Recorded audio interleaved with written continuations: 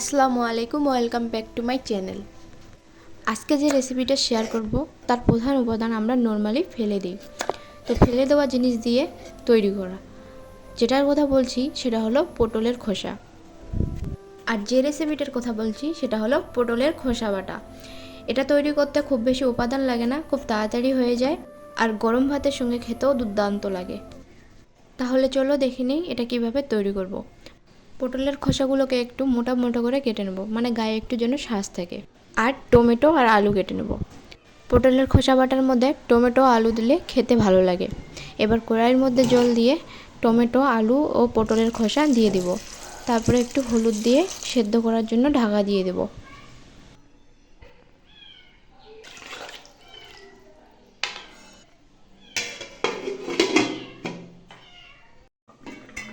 ফিরে আসছি কিছুক্ষণ পর। তো দেখুন এখনও সেদ্ধ হয়নি, জল আছে। এই জলটা যখন পুরো শুকিয়ে যাবে তখন আমার হয়ে যাবে। তো আলুটা চেক করে দেখলাম এখনও সেদ্ধ হয়নি, আরও সেদ্ধ হবে। তো আমি এখন আবারও ঢাকা দিয়ে দেব।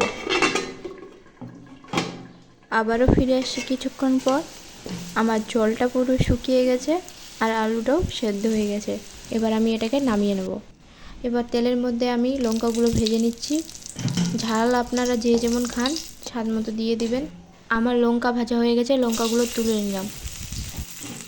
রসুনের কোয়া দিচ্ছি, আদা দিয়ে দিচ্ছি, আদাগুলোকে ভেজে নিচ্ছি।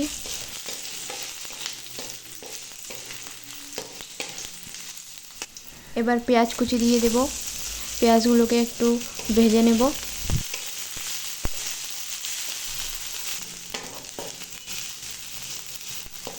বেশি কড়া করে ভাজবো না, হালকা বাদামি করে ভাজবো। তারপর দিয়ে দেব ধনে পাতা কুচি।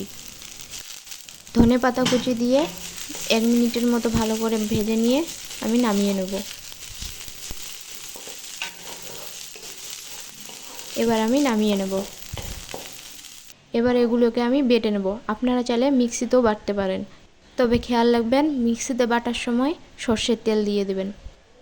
আমি শিলপাটাতেই বাটছি, কারণ যে কোনো ভর্তা শিলপাটাতেই বাটলে তার স্বাদ আসল পাওয়া যায়।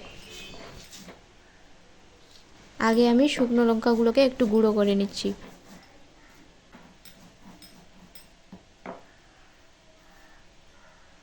এবার দিয়ে দিচ্ছি ভেজে রাখা রসুন, আদা ও পেঁয়াজ দিয়ে ভালো করে এগুলোকে বেটে নেব।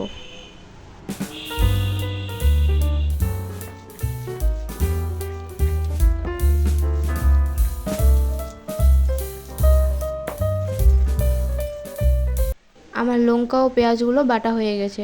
এখন আমি এগুলোকে তুলে রাখবো একটা পাত্রে। এখন আমি সেদ্ধ করে রাখা পটলের খোসা, আলু ও টমেটোগুলোকে বেটে নেব।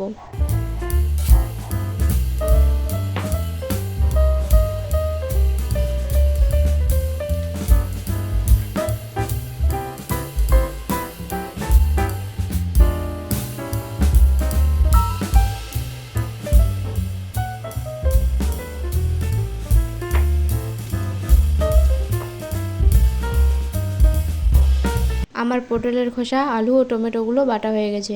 এবার তুলে রাখা ওই শুকনো লঙ্কা, পেঁয়াজ বাটাগুলোকে দিয়ে ভালো করে একটু মেখে নেব। দিয়ে দিচ্ছি লবণ, আর লবণটাকে সবসময় নিজের রুচি অনুযায়ী দিতে হবে। একটা খাবার যত টেস্টি হোক না কেন, লবণ বেশি হওয়ার জন্য কিন্তু সেই খাবারটা পুরোপুরি নষ্ট হয়ে যেতে পারে। তারপরে কাঁচা সর্ষের তেল দিয়ে মাখিয়ে নিলেই আমার রেডি পটলের খোসা ভর্তা। আমার এই রেসিপিটি যদি আপনাদের ভালো লেগে থাকে অবশ্যই লাইক কমেন্ট করবেন এবং চ্যানেলটিকে সাবস্ক্রাইব করে আমার পাশে থাকবেন। আর রেসিপিটি অবশ্যই বাড়িতে ট্রাই করবেন, আশা করি আপনাদের ভালো লাগবে।